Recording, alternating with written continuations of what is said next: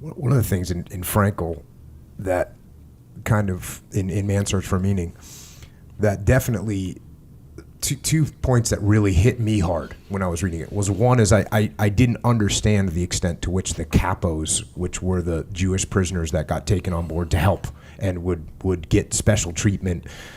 Number one, I didn't realize the extent to which they were in existence. I knew what they were, but I didn't realize that they were as aggressive as they were. And the other thing that hit me is the paragraph or the lines where he's saying that the best of us didn't make it out. Mm-hmm. And that if you were going to live, you had to do things that you wouldn't want to maybe do. And maybe if you were a better person, maybe you wouldn't do them. Mm-hmm. And to me, that was harsh. I mean, this was his admitting that if you wanted to survive as a person in that situation, you might have to take someone's piece of bread. You might have to move a number on a list to get someone else sent down to the execution area a day earlier than you, and that happens to postpone your execution long enough that you can make another move, and that's a scary thing. You saw the same thing with Solzhenitsyn's description of the gulags, because they were run in large part by the inmates. But I think that that's a really good metaphor for totalitarian states in general, because we like to think that a totalitarian state is made up of innocent, oppressed individuals who are under the thumb of an evil tyrant, and that all of the catastrophes are cascading from the top down. But I don't think that that's true. I think that it's more like a holographic structure where the tyranny exists at every single level. So it exists psychologically, and it exists within the family, and it exists within the mid-level organizations. And so, in Eastern Germany, for example, 1 out of every 3 people was a government informer. So what that meant is if you had a family of 6 people, that 2 of them you couldn't trust. And you can't just say that that's a consequence of the top-down structure. A tyranny is something that exists everywhere simultaneously once it gets a grip. And it's easy for people to say things like, well, I was just following orders. And, I'm not trying to put myself in a position where I'm claiming that if I was in that position, I wouldn't have followed orders in the same way. I mean, God only knows till you get there, right? That's for sure. But what that did to me was focus my attention more and more on the necessity of individual responsibility. I thought if it was individuals in the final analysis who were responsible for the great evils of the 20th century, which I think is a reasonable way of conceptualizing it, then it might be individuals who could be responsible for whatever good there might be in mankind that could help us avoid those situations in the future. And I thought of that as an alternative in some sense to nihilistic disbelief and ideological possession, because if your group identity is too tight, then you start acting like a cog in a mob, and that's a very bad thing. But then if your group identity disappears completely, well, then you're left alone and bereft. And so those are bad alternatives, right? You're sort of damned if you do and damned if you don't. And it was very difficult to understand that there might be a third path between those two. I couldn't see the existence of anything, because people need belief systems in order to exist, right? To maintain psychological stability and to maintain sociological stability as well. But then if the beliefs get too rigid, then they turn into a raging totalitarian mob. So maybe you let that go because you don't want to play that game, but then you dissolve because you have no identity. That's not acceptable either.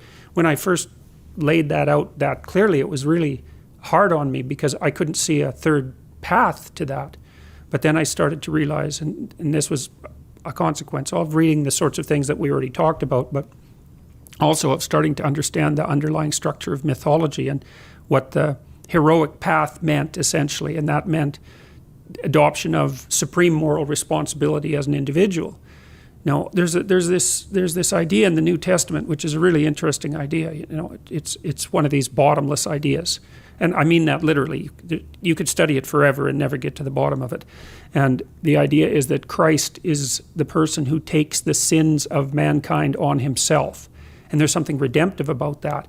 And that's actually a really dark idea, because what it means, as far as I can tell, what it means, at least what it means psychologically, is that when you read these terrible things, you have to understand that you're reading about you.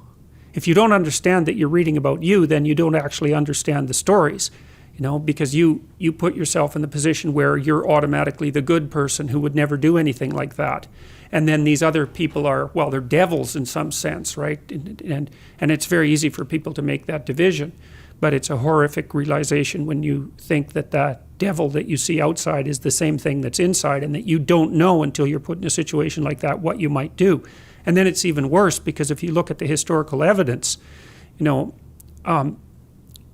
was ordinary people in some sense that produced the catastrophes of Nazi Germany and the Soviet Union and Maoist China. I mean, they might not have originated it, but they certainly had the option to say no at different steps along the way, and they didn't, and these things do happen one horrible thing at a time. There's this great book called Ordinary Men, which describes the descent of a German police force from ordinary bourgeois middle-class men, essentially just ordinary policemen, who actually were raised before the Hitler Youth. They weren't indoctrinated, as young people. And they were brought into Poland to sort of mop up after the Germans had walked through. And it describes how they descended into the sort of people who would take naked pregnant women out into the middle of fields and shoot them in the back of the head. And what's horrifying about the book is that the author, Browning, details the stages by which this occurred. And well, for example, the commander of this unit told the men that they were going to have to do terrible things, but that they could go home if they wanted to. And then you think, well, there's an out. But then if you really think about it, you think, well, they're a tightly knit quasi-military organization, and one of the natural thoughts under that circumstance would be, well, I'm not going to leave my comrades to do all the dirty work. That would just be a matter of cowardice.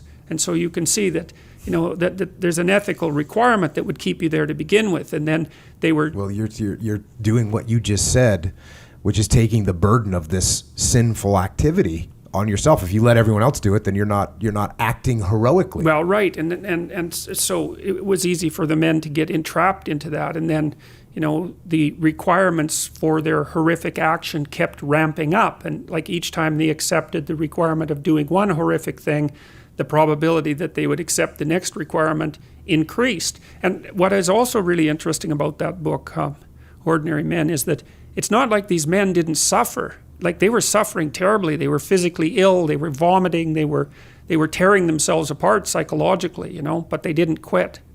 So that's a great book, because if you want to know how you walk down how you can be enticed to walk down a terrible path, that's the book to read. And it's very frightening, because if you read it properly, then, you have to read it, again, as I said, as if you're one of the people to whom this is happening. Not the victim, but the oppressor, And, I mean, you can also read it as the victim, that's fair enough, but it's ordinary people who participate in these things, and that's a very, very terrifying thought. We actually covered that book on this podcast. And both of them. Yeah.